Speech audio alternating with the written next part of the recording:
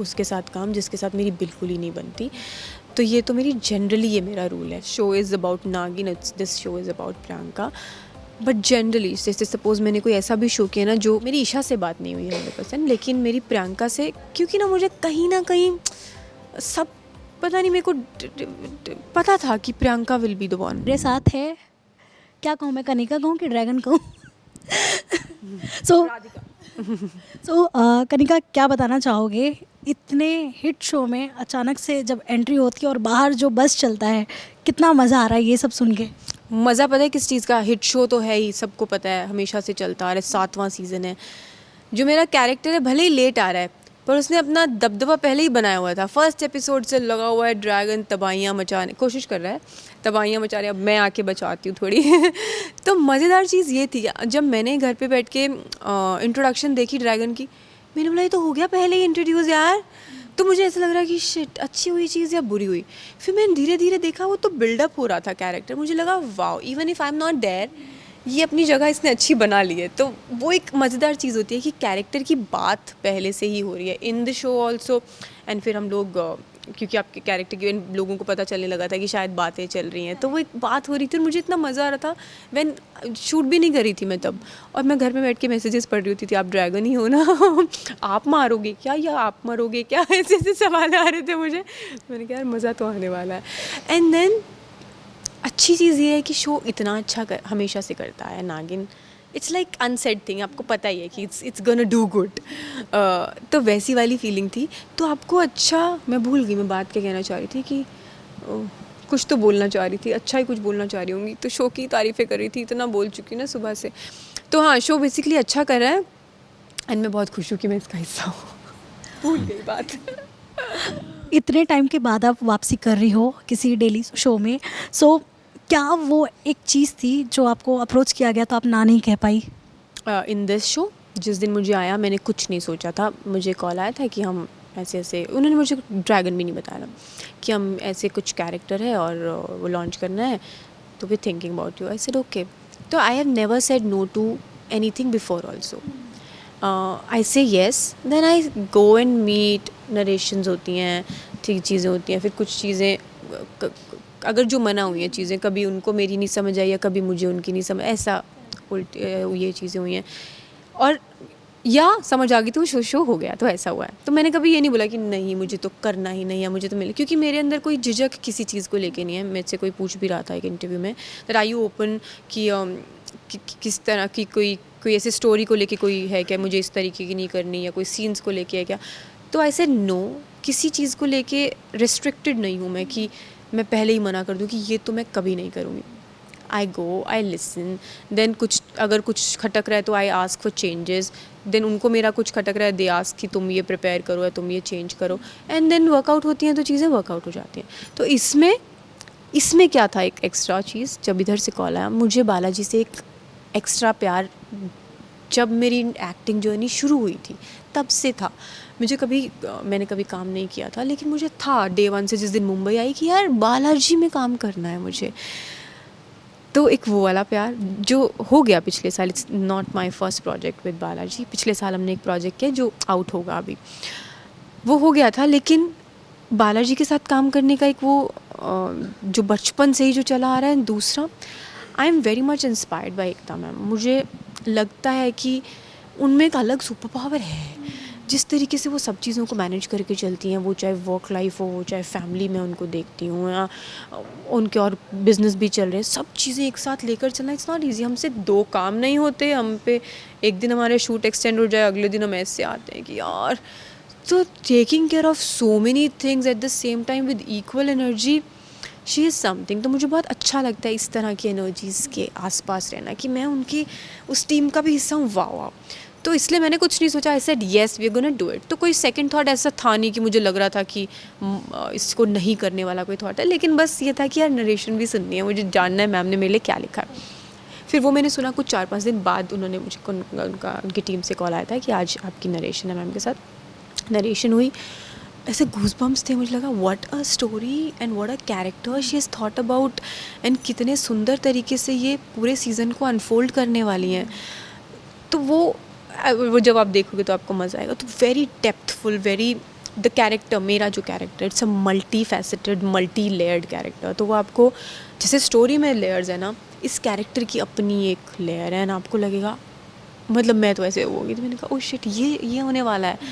तो वो इस चीज़ ने मुझे फिर डबल थॉट तो वैसे भी नहीं आना था, एंड जब स्टोरी सुन ली तो I said this is what I want to do, I want to live Radhika, I want to be Radhika, या कभी आपने मैनिफेस्ट किया था कि मैं नागिन का पार्ट बनूंगी? वो आई नेवर, क्योंकि मैंने कभी शो के बारे में उस तरीके से सोचा ही नहीं था। आई ऑफ कोर्स इट्स नॉट कि ये सोचा था कि नहीं करूँगी कुछ ना, हाँ ना कोई थॉट ही नहीं आया, बिकॉज पता नहीं क्यों ऐसा दिमाग में अलाइन नहीं हुई चीज़। But I used to love all the नागिन्स, जिन्होंने जब मैंने देखा, जिसने किया, एंड मुझे शो बहुत पसंद आता था। इट्स नॉट कि मैंने सारे एपिसोड्स फॉलो किए या मैंने पूरा शो फॉलो किया, लेकिन जितना मैं देखती थी क्लिप्स में या घर वाले देख रहे होते तो मुझे लगता था वाह यार गुड शो, बट मेरे दिमाग में कभी नहीं हुआ था। लेकिन जब प्रियंका ने किया तो हम शो की बहुत तारीफ़ें करते थे, जब से उसने साइन किया था, यार इट्स अ गुड शो। फिर प्रियंका अपनी जितना उसको स्टोरी पता चली थी, देन जो एक्सपेरिमेंट्स वो अपनी लुक पे कर रही थी, उसके कॉस्ट्यूम्स चल रहे थे एंड कुछ ना कुछ चल रहा था, तो वो सब सुन के एक्साइटिंग लगता था दैट आपको बहुत कुछ सीखने को मिलेगा, बहुत कुछ करने को मिलेगा इस शो में।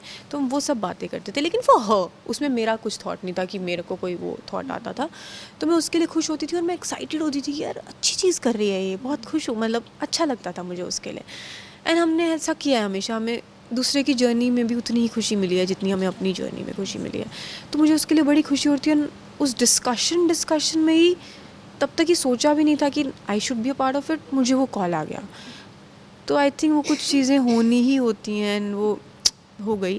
तो जब कॉल आया मैंने कहा of course we should, and then I heard the story. फिर तो कोई मतलब ही नहीं था टू से नो, एंड इन केप्ट, हाँ वो अलाइन होती चली गई बस सब चीज़ें, या जब नागिन की बात शुरू हुई थी, हेडलाइंस आना शुरू हुआ था ना, तो प्रियंका या आप या ईशा मालिया, आप लोग बहुत अच्छे फ्रेंड्स हैं एंड आप लोग वैकेशन हो, ट्रिप्स हो, आपके चलते रहते।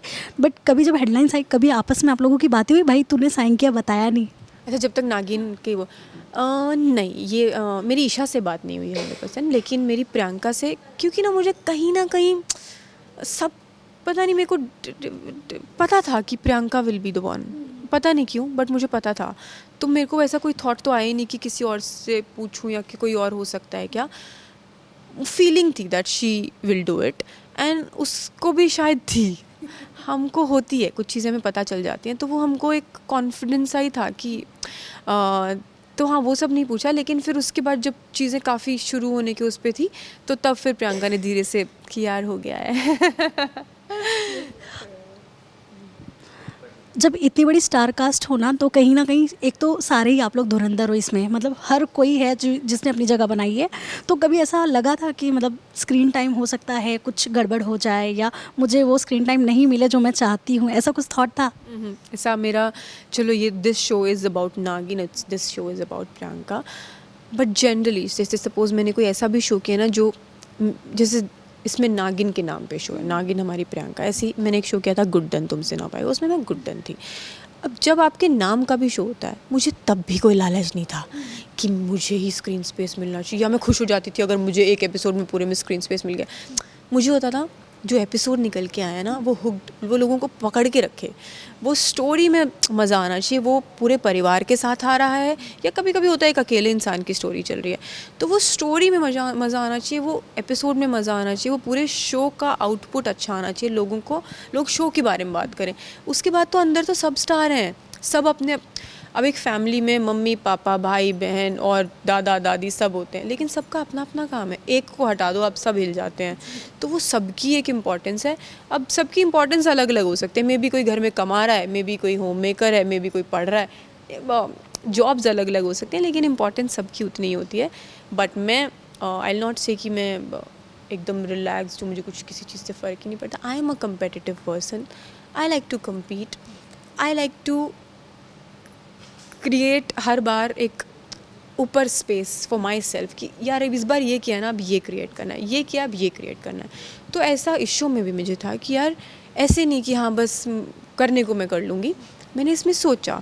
एंड सोचने को आप यही सोचते हो कि आपका जो कैरेक्टर उसकी कितनी इंपॉर्टेंस है, वो फ्रेम में आके सिर्फ खड़ा हो जाएगा या उसके खड़े होने की भी कोई इम्पोर्टेंस है। वो फ्रेम में आके अगर कुछ बोल रहा है तो उसकी बात से कुछ बदलाव आ रहा है, वो पॉजिटिव हो नेगेटिव हो कुछ भी हो, बट उसकी कुछ इम्पोर्टेंस होनी चाहिए। तो वो लालच मेरा है, क्योंकि मैं चाहती हूँ एक ऑडियंस को एक तरीके से अपनी एक्टिंग दिखाना, अपना क्राफ्ट दिखाना। तो वो लालच मेरे इसमें सारे फुलफ़िल हो रहे हैं। It's a multi layered, full of layers, full of emotions this character is, and मुझे बहुत इमोशंस इसमें पोर्ट्रे करने को मिलेंगे, एंड मुझे इस समय वही चाहिए था। अपनी बेस्ट फ्रेंड के साथ स्क्रीन शेयर करने का क्या फ़ायदा होता है एंड कितना कंफर्टेबल हो जाते हैं? मेरे लिए, मैं जिसके भी साथ मैंने आज तक स्क्रीन शेयर किया है, मेरे लिए एक कंफर्टेबल फ्रेंडशिप होना इज़ वेरी इंपॉर्टेंट। मैं नहीं कर पाती उसके साथ काम जिसके साथ मेरी बिल्कुल ही नहीं बनती। तो ये तो मेरी जनरली ये मेरा रूल है। अब अगर वो फ्रेंड हो जाए, और उसमें मेरा रीज़न क्या है, क्योंकि मुझे लगता है मैं समझ ही नहीं पाती उस इंसान को जिससे मेरी बनती नहीं, क्योंकि हम अलग अलग स्पेस में हैं। अब जब फ्रेंडशिप है तो हम दोनों सेम स्पेस में हैं, वो मुझे समझती है, मैं उसको समझती हूँ, तो it's easy to communicate, and this is what we doing in the acting. हम कम्युनिकेट ही तो कर रहे हैं, हम सीन में क्या करते हैं, एक बात कर रहे हैं जो बात ऑडियंस तक पहुँचनी चाहिए। वो कैसे पहुँचेगी, जब हम फील करेंगे, और हम कब फील करेंगे, जब हम एक दूसरे को समझेंगे। सो फ्रेंडशिप में या रिश्तों में तो ये एडिशन ही हो जाता है कि हमारी एक्टिंग बेटर हो जाती है। एक आखिरी सवाल है, टीआरपी का कितना प्रेशर लेती है कनिका? मैं बिल्कुल भी नहीं लेती। मुझे बिल्कुल प्रेशर है। मैं चाहती हूँ कि मेरा जो कैरेक्टर है वो एक तरीके से निकल के आए, वो ऑडियंस उसको पसंद करे, एंड शो तो नंबर 1 चल ही रहा है, वो सस्टेन करे अपनी पोजीशन को। लेकिन ये प्रेशर नहीं हो कि हाई नंबर्स वाला। एंड मे बी मैं आपको सच बताऊँ, शायद मैं आज से कुछ साल पहले ऐसी नहीं थी। मैं प्रेशर लेती थी, मुझे हर थर्सडे को वो स्ट्रेस होता था कि oh shit, I have to beat the other show. मुझे वो अब नहीं है, मुझे नंबर से नहीं इतना फ़र्क पड़ता। इट्स जस्ट कि जो चीज़ निकल के आ रही है वो ऑडियंस पसंद करे। अब हो सकता है नंबर ऊपर नीचे हो सकते हैं, क्योंकि कुछ चीज़, अब हम इंसान भी, शायद आपको आपकी टीम में 4 लोग पसंद करते होंगे, 2 नहीं भी करते होंगे, है ना। तो ऐसी होता ही है ना। मेरी भी टीम में, हाय हंस रहे सब, मेरी भी टीम में फैक ये दुनिया की रीत है।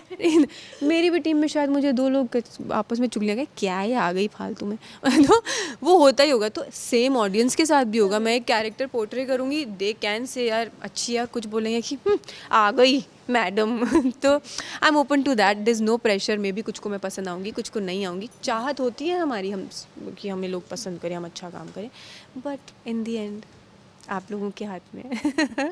Thank you so much Kanika. And क्या कहना चाहोगे आपके फैंस के लिए एंड कंपैरिजन के लिए कितना रेडी हो आप? मैं 100% रेडी हूँ। वैसे तो आई होप कि ना ही हो, हम लोग क्यों ही नेगेटिव चीज़ सोच के चलें। लेकिन अगर होता भी है ना, तो इट्स अ विन सिचुएशन देखा जाए तो। इसका मतलब है बातें हो रही हैं, है ना। और जब बातें होती हैं, कुछ आपके कट्टर फैंस होते हैं, कुछ कट्टर, मैंने भी ये फील किया, कुछ मेरे हैं तो वो दूसरे को गाली दे रहे हैं, कुछ किसी और के हैं वो मुझे गाली दे रहे हैं। तो वो होता है, वो कंपैरिजन आने लाजमी है, and we are open to that. Actually क्या पता उसमें कुछ चीज़ ऐसी हो जो मेरे काम की हो, कि यार इसमें ये चीज़ अच्छी नहीं थी, उसमें अच्छी है, तो मैं देख लूँगी। सीखना होगा तो, है ना, वो सीखने वाली चीज़ होगी तो व्हाई नॉट।